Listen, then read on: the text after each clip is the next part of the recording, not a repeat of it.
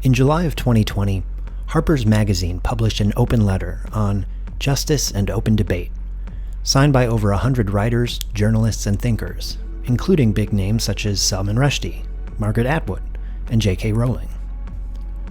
The letter itself is only 3 paragraphs long, and speaks mostly in broad strokes, arguing that we as a society must protect the right to discuss any idea, even those we disagree with, and particularly warns against punishing those who raise ideas that are unfashionable or supposedly dangerous with the loss of jobs or reputation.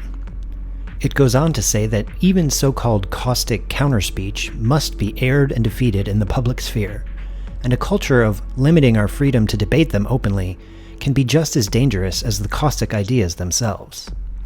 The argument itself is so unspecific, it's sort of hard to argue against on principle.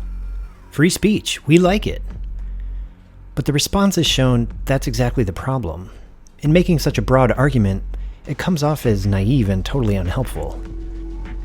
In a time where people without a voice are finding it in new ways, it feels out of touch. As a veiled swipe against cancel culture, it seems to miss the point that free speech is exactly what's being deployed, finally, to hold powerful people and gatekeepers to account for their words and actions. That in reality, cancel culture should more honestly be thought of as consequence culture. Sometimes when you use your freedom to say things, everyone else uses their freedom to say you're out of line. This all comes just weeks after another big internet discussion that sprung up following an editorial written by Senator Tom Cotton and published in the New York Times opinion section, arguing for the deployment of the military against protesters. In the blowback that followed, editor James Bennett resigned from the Times.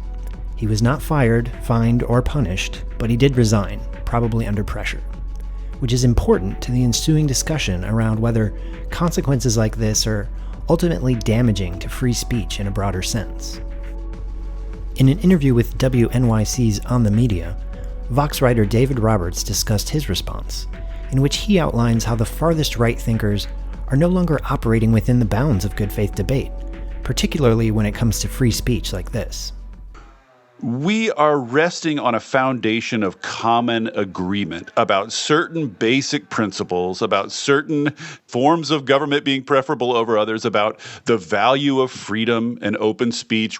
We share all these assumptions, and so within the playing field defined by those assumptions, let's hear people argue it out. The question is, what should an op-ed page look like without those bedrock assumptions in place? Because if you continue operating it on its original spirit, if you demand that people share those assumptions, then in practice, you're going to exclude a large chunk of today's conservative movement because those bedrock assumptions no longer hold sway in today's GOP. And that's precisely the kind of problem that everyone's wrestling with in the media, not just the op-ed people, not just the editorial people, but also on the news side.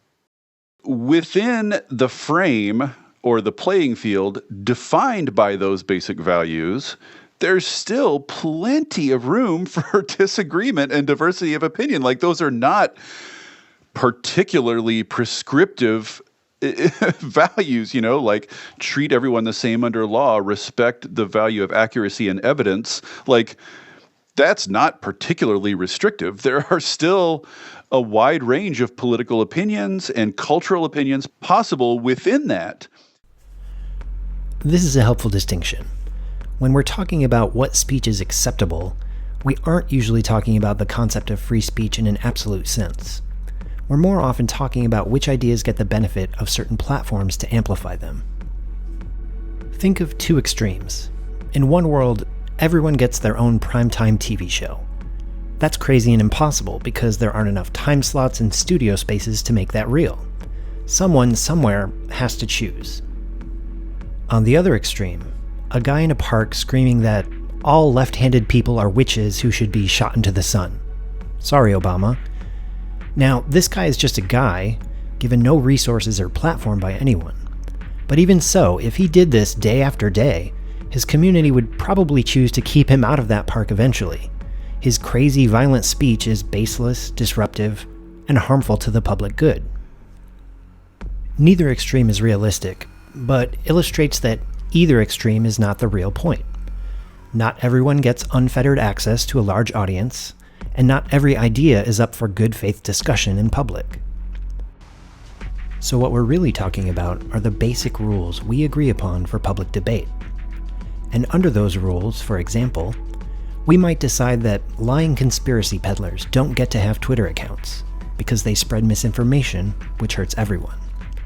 Or that white supremacists aren't appropriate to interview on live TV because their fundamental position runs counter to our shared ideals of equality, and so at their very core, they don't deserve unfiltered distribution. And especially when we're talking about publication or broadcast, we can't forget all the ideas that never got their turn on the stage to begin with, because the powers behind those platforms traditionally favor certain views or voices. So, maybe it's time to consider what the world could be like if there were a core set of principles that outlined what's suitable for public debate, either basic requirements or possibly a few select restrictions. This week, let's discuss. Imagine the 5 rules for good faith public debate. What might they be? How and where should they be applied? And what spaces, if any, deserve to be free of any and all restrictions? How would applying rules like this make public discourse better, or potentially worse?